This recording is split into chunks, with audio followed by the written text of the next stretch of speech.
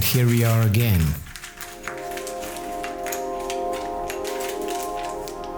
Another frame assembly.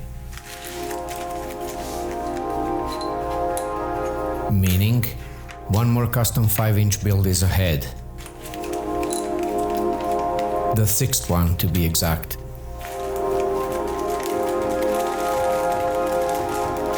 This time I've decided to assemble TBS Source One version 5 frame. I've had it laying around in its original bag for a good year and a half or even 2. What I'm showing here are my 3D designs, TPUs for this build. And of course, unavoidable cob lights, green color this time. I've designed these arm guards so they can accommodate cob light strip inside. I've already done it in the past with 4 of my previous custom builds. Of course, as always, my arm guards are snap-on, meaning no motor screws are touching the TPU. They simply click in place. And they stay there. I like my Minecraft style this time. We should start building this carbon birdie. Parts are all here, ready to be used. Very important to spot that arm base is not symmetrical. One side is tapered under the different angle than the other. It is also very important to install them correctly. We're building a true X frame, not anything else. What you see at the bottom will be the rear end of our frame. Make sure more tapered sides of the arms are facing down. Same goes for the top of the screen. More tapered sides should face front of the frame. To connect arms to the bottom plate, we're going to use medium length screws. Not the longer ones, nor the shorter ones. Note that long stock screws don't come inside the Source One version 5 package. Those are from my SpeedyBee F405 version 4 stack. I'll use some painter's tape to help me hold these screws in place while I'm assembling. It's easier.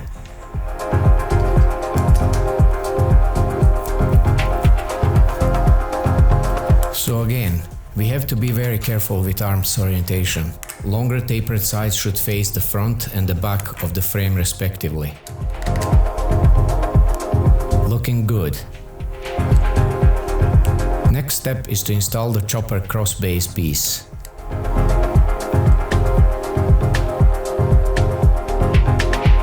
This is the mid plate with press nuts.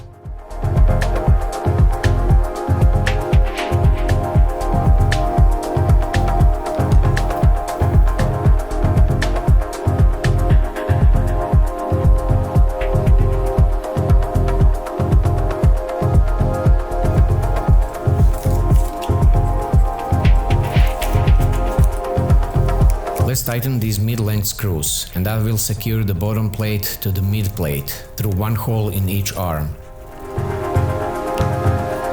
At this point, arms are still all wobbly, nothing to worry about. Remember, we used only one screw per arm so far. For the second hole in each arm, we'll use those long, stock screws. You should have received them with the stock you've purchased for your build.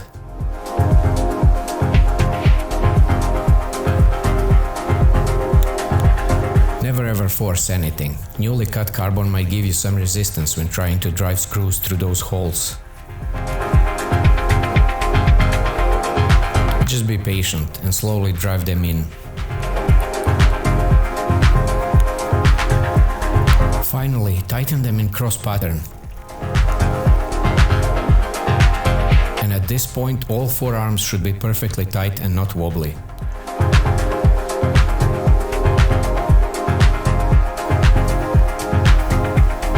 For standoffs, we're going to use the shorter screws that came in the package. Spot the 2 different length standoffs. Longer ones are going to the front of the frame, FPV camera cage.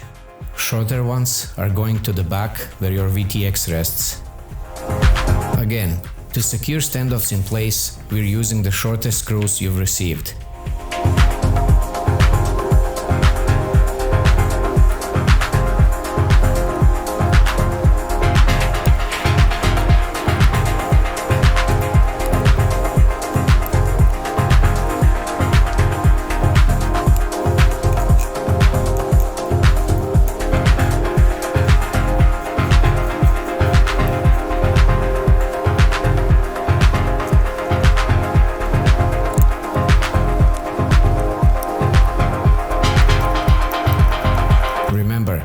Short standoffs at the back, long ones at the front. These small carbon cutouts are for the camera cage. It's where you secure your FPV camera to.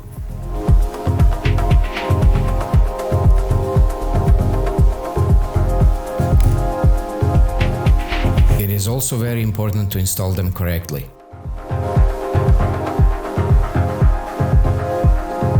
Spot that little notch at the bottom of each piece. Those should face the front of the frame, bottom corner.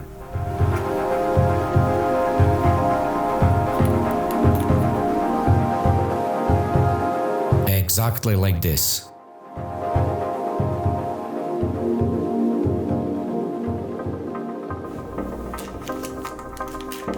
And finally, this is our top plate.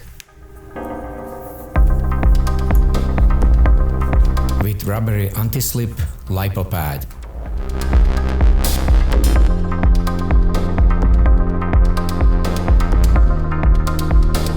Which actually I don't use. I have better way of securing my lipos. I am temporarily completing this frame now, but I will have to take the top plate off again. Just interested to see how it looks like. I have to add TPUs, and in order to do that, the top plate will have to be removed.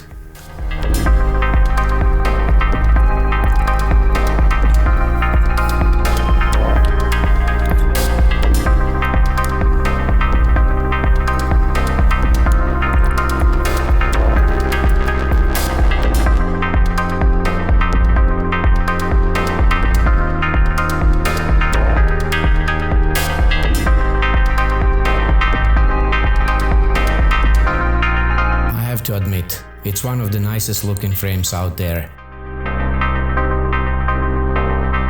And yet, so affordable.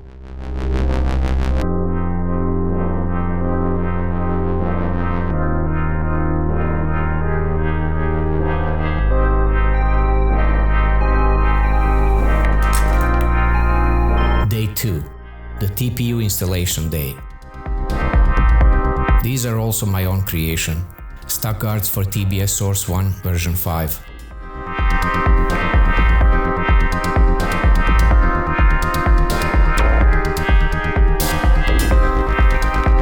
This is the original TBS model for GoPro base mount.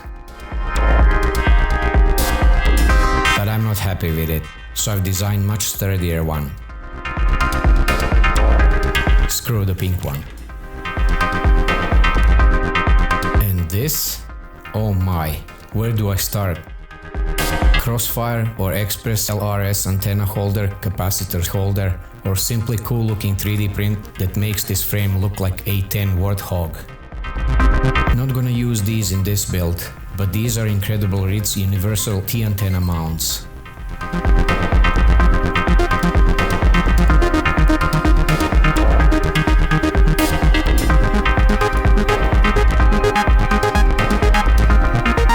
This is my custom-made VTX antenna holder for this frame.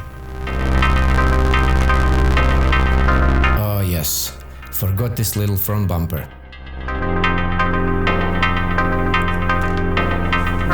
Time to remove the top plate.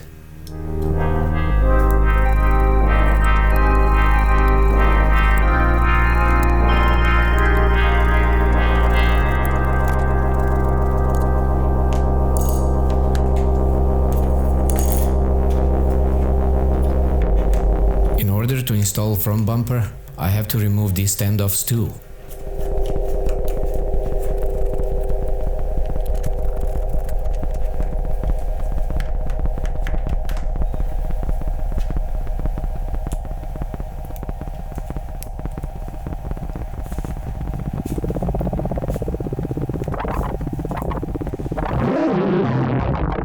I really like it.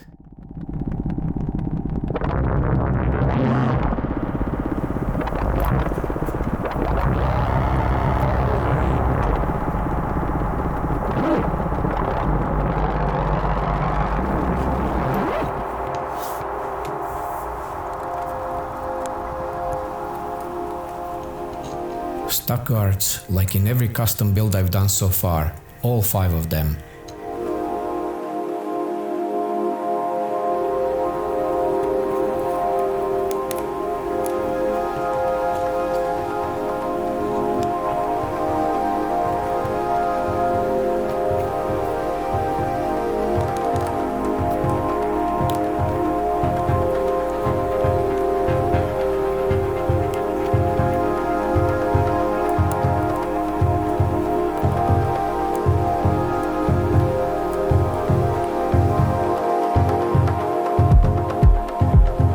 Real nice.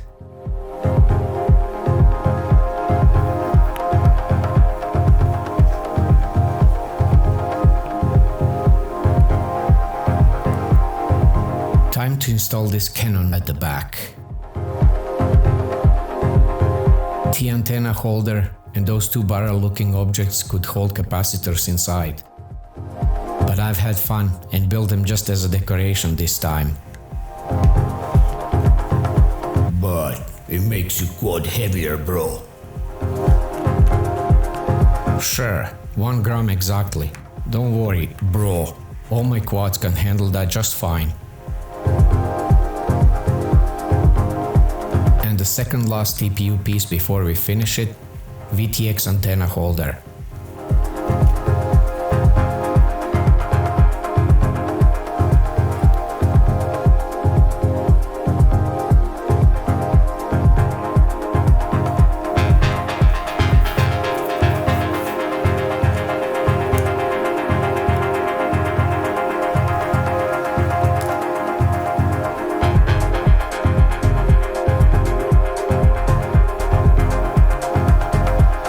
Jokes aside, later I might replace this golden piece and the top pink one with this single TPU.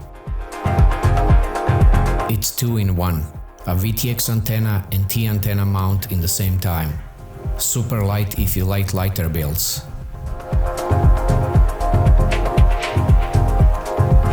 We all know I like cob lights, like a lot.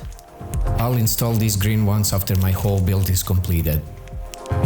I always use either M3 or like this time M4 washers for GoPro base mount.